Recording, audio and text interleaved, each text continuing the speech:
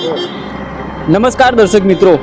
જે રીતના ગુજરાતભરમાં ઓનલાઈન ગેમિંગ જે ચાલી રહી છે ને ક્યાંક ને ક્યાંક જે યુવાનો પણ જે ઓછી મહેનતે વધુ પૈસા કમાવાની લાલચમાં આવીને ક્યાંક ને ક્યાંક જે પોતાનો જીવ અને સાથે સાથે પરિવારનો જીવ પણ જોખમમાં મૂકતા હોય છે, ત્યારે જે ઓનલાઈન ગેમિંગ રમાડતા હોય છે, જે ઓનલાઈન ગેમિંગનું જે ષડયંત્ર આખું જે ચલાવતા હોય છે, તેઓ પર સાયબર ક્રાઇમ પોલીસ અને જે તાલુકા પોલીસ છે તેમના દ્વારા પણ બાજ નજર રાખવામાં આવતી હોય છે। એવો જે કિસ્સો છે તે અત્યારે ભાયલી વિસ્તારમાંથી સામે આવ્યો છે। સિદ્ધિવિનાયક સોપન ફ્લેટમાં એક મકાનમાંથી જે આ ઓનલાઈન ગેમિંગ રમાડવાનું જે એક આખું ષડયંત્ર છે તાલુકા પોલીસે ઝડપી પાડ્યું છે। આખું રેકેટ છે તે તાલુકા પોલીસે ઝડપી પાડીને કાયદેસરની કાર્યવાહી હાથ ધરવામાં આવી છે। આપ દ્રશ્યમાં જોઈ રહ્યા છો કે 4 પુરુષો સાથે એક મહિલા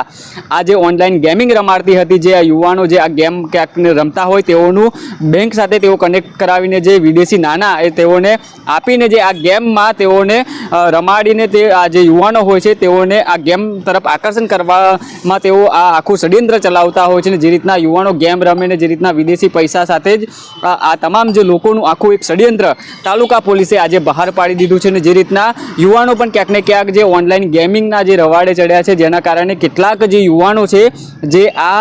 ગેમ ઓનલાઈન ગેમિંગ રમવાના કારણે જે પૈસામાં દેવું થઈ જતું હોય છે તેમાં જે ક્યાંક ખોટા પગલાં પણ લઈ લેતા હોય છે। જે રીતના તાલુકા પોલીસે આ મોટી કાર્યવાહી કરી છે, સાથે સાયબર ક્રાઇમ દ્વારા પણ આ કાર્યવાહી કરવામાં આવી છે, જેમાં 4 જેટલા આરોપીની એક મહિલાની ધરપકડ કરી આગળની કાયદેસરની કાર્યવાહી હાથ ધરવામાં આવી છે। જેમાં મુખ્ય સૂત્રધાર જે મુખ્ય આરોપી દુબઈમાં બેઠો છે તેને લઈને પણ તાલુકા પોલીસ અને સાયબર ક્રાઇમ દ્વારા તપાસ હાથ ધરવામાં આવી રહી છે। હવે જોવાનું એ રહ્યું છે કે તાલુકા પોલીસના હાથ દુબઈ સુધી પહોંચે છે કે નહીં, કે જે રીતના જે આખું રેકેટ ચલાવનાર આ દુબઈમાં બેઠેલો જે મુખ્ય આરોપી તેના પર ક્યાર સુધી તેઓ કાર્યવાહી કરે, કેમ કે જે રીતના યુવાનો ક્યાંક ને ક્યાંક જે ઓનલાઈન ગેમિંગના રવાડે ચડ્યા છે તેના જ કારણે